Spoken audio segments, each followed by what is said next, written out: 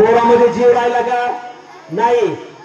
जी एकटी जाते ती आई असो, वडील असो, आजोबा असे, आजी असेल, कावळीने एकदा त्या पिंडाला स्पर्श केला, समाधान.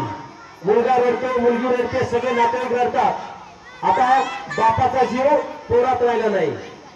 ऐक नाही, एक संस्कृती आहे, परंपरेपासून चालत आलेली. असो तो ज्याचा ज्याचा रिवाज आहे. एक दोन पोराचा बाप आहे, त्या बापावर आधारित एक सत्य कथेवर आधारित कविता आहे. पलीकडे प्राची परत आवाज मध्ये आवाज येतोय.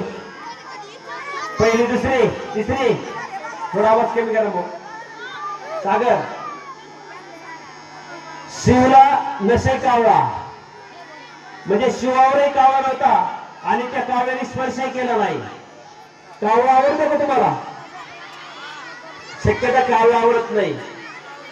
त्याचा रंग कसा आहे? पण पांढराही कावळा असतो, हे लक्षात असू द्या.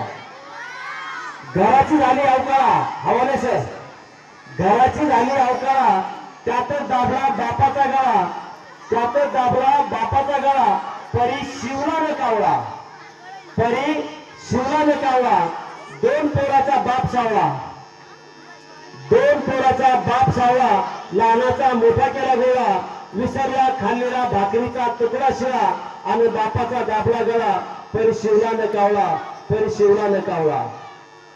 आजच्याला रडतात घरा घरा, आजच्याला रडतात घरा घरा. लोक म्हणतात नगर रडू बाळा, थोडाच येणार तुमचा बाप सावळा, आणि बापाचा दाबला गळा, परी शिवला न कावळा, परी शिवला न कावळा. शेवटचं वाक्य लक्षात घ्या. आता डाव्याला धरला ना त्याने गळा, डाव्याला धरला ना त्याने गळा. गळा म्हणजे रडणे. जवळ आला ना कावळा, कारण याचा होता कोरडा गळा, आणि दाबला बापाचा गळा, परी शिवला न कावळा, परी शिवला न कावळा. धन्यवाद. यानंतर